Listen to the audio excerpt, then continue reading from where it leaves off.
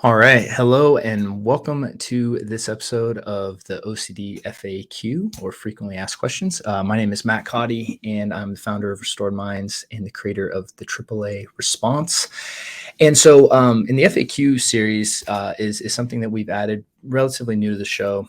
And so if you have questions that you would like to submit for future episodes, look down in the links below, and there's a little form or a little link where you can click and submit questions, and then we'll review different questions, and then we select questions that we think will serve people to answer and to try to help people on their journey. So today we're going to answer the question: how do I do ERP for religious intrusive thoughts or scrupulosity?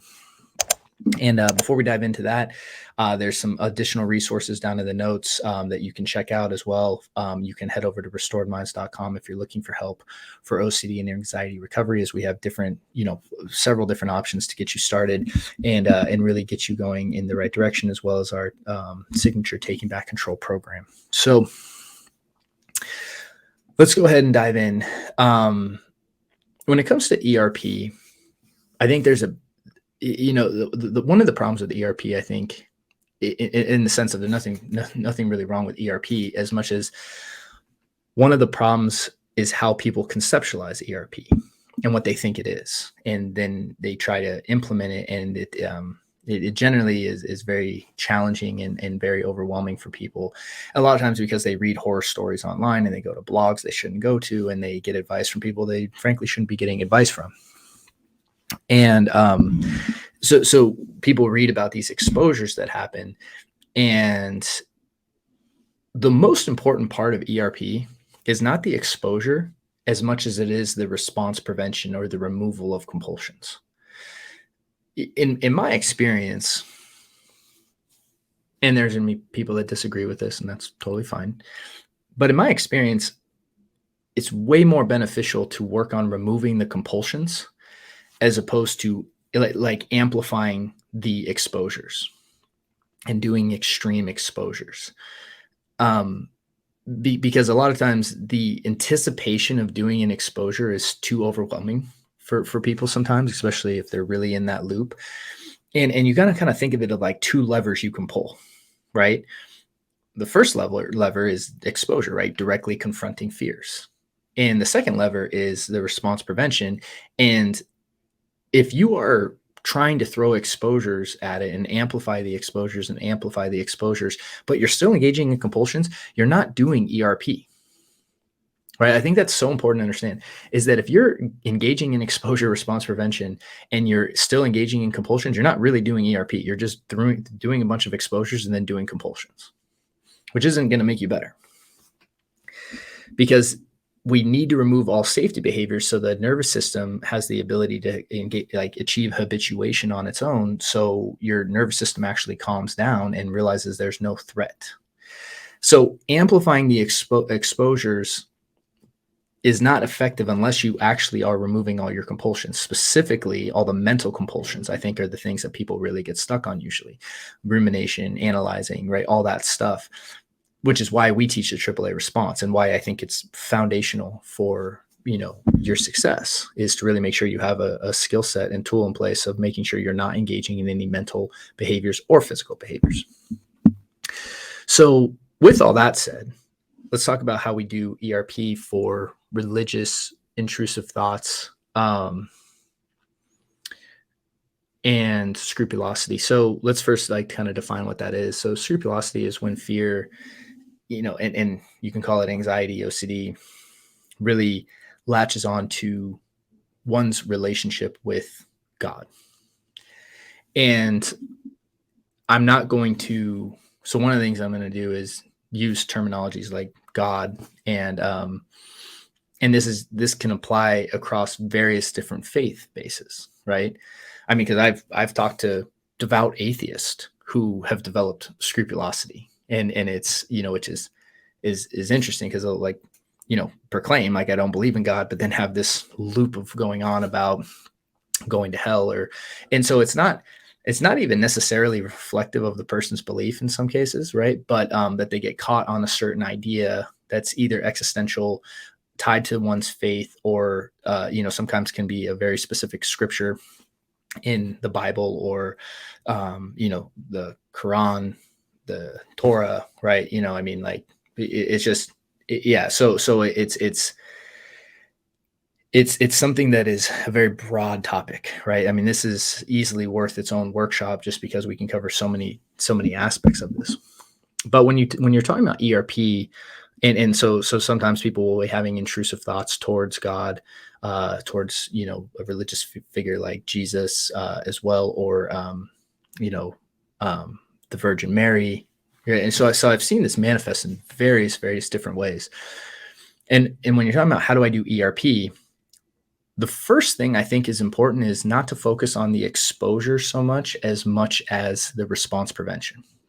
That's the first thing I would say, because I think what happens, a lot of people read about exposures and they get overwhelmed, or they're like, I can't do that. And then they kind of stonewall the recovery process. So I think the first thing is to start saying, hey, what are all the compulsions you're doing? Right. And what are all the safety behaviors you're doing? So, this gets tricky, because with obviously religious OCD, a huge safety behavior people engage in are certain religious practices, right? Like reading the Bible, praying, confessing, listening to sermons, workshops. And again, I did a lot of this stuff, right? Because I wrestled with this for a period of time of my life.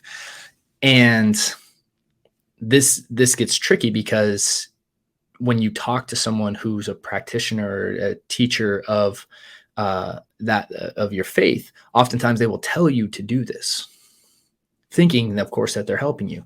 So this all comes back down to, when we're doing ERP for religious intrusive thoughts or scrupulosity, the first question we need to ask is, hey, what's the problem we're really solving?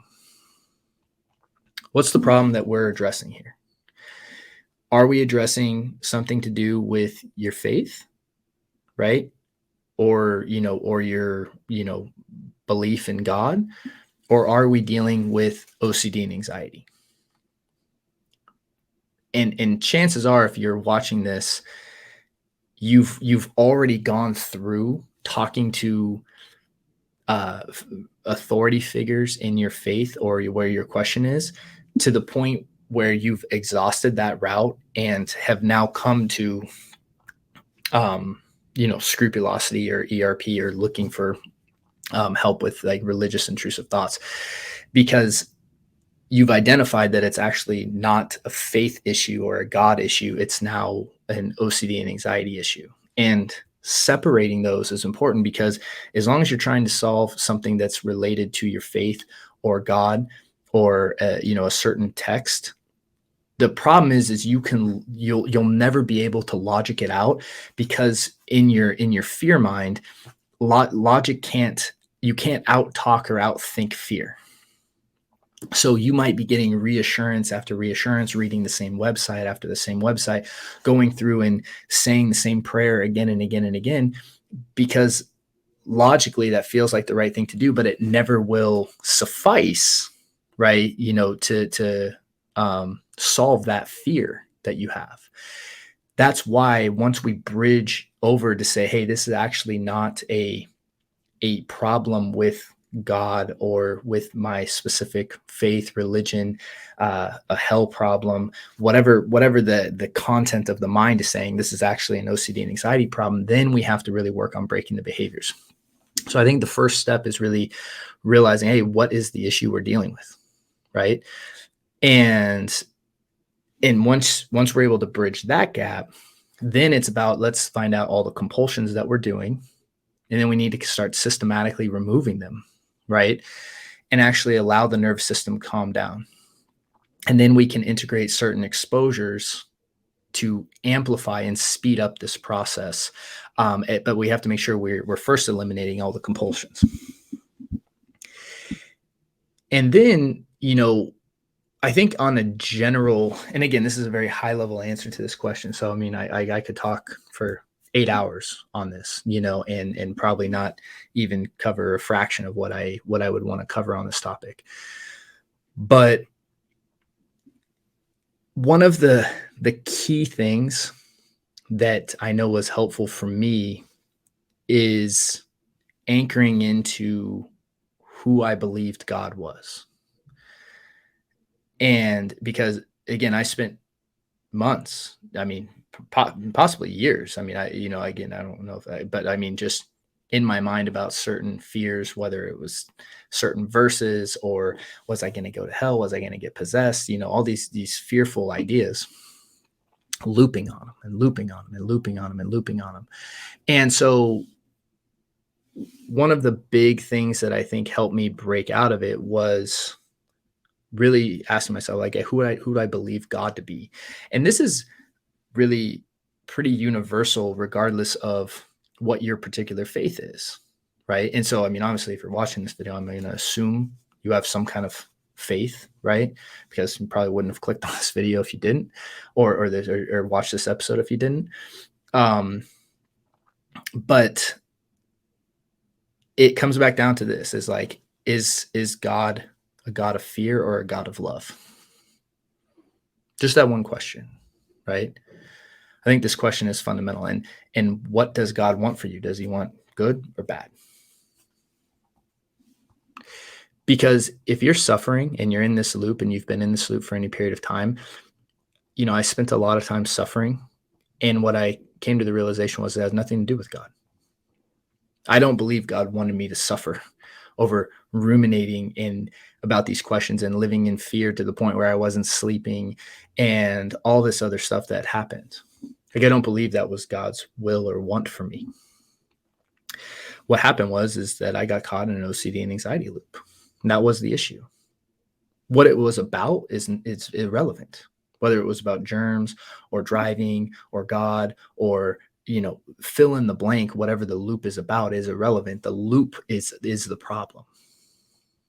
So when you're talking about how do you do ERP for religious intrusive thoughts or scrupulosity, I think the most important fundamental question is, what's the issue we're actually dealing with? From there, once we identify that it's an OCD and anxiety loop, then we need to make sure we actually are removing all compulsions. And we got to understand that we can use good behaviors as compulsions. For example, showering can become a compulsion. Showering is not bad. Showering is a great thing, actually. It's good for your health, right? All that. Prayer is not bad, but we can use it as a compulsion. Okay, so just because you're praying, you can't just assume that it's good, right? With this, or because you're reading the Bible that it's good, because those acts can be good in and of themselves. But when you're using it in the context of the loop, it will keep you trapped, and it will keep you stuck, and it will build, and it will become very debilitating.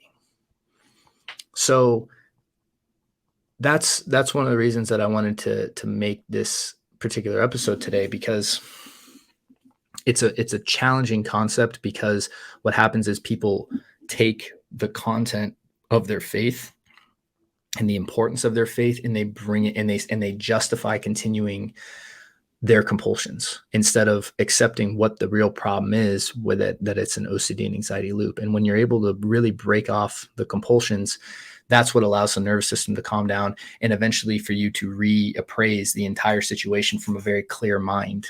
And the only way to do that, though, is to actually let the nervous system calm down through habituation. And then from there, you're able to actually see your faith, see God, see these concepts that you're really lost in from a much higher level. And it just makes much more sense to you. And it becomes obvious that you were stuck in fear. So those are some practical things that I would say when it comes to how to do ERP for religious intrusive thoughts and scrupulosity. It's not necessarily that you need to worry about the specifics of ERP as much as these higher concepts. I think when you're working from these places, I think that will really help you be successful. So hope this was helpful. And again, if you found this helpful, please share this with others, as well as the like and subscribe, and please leave us a review on iTunes and Spotify, as it really helps our show and helps us get to people that need it. So thank you, and I wish you guys a great week. Hey there, hope you enjoyed that recent video. We really would appreciate your support real quick if you could like and subscribe to our channel. And if you're looking for help with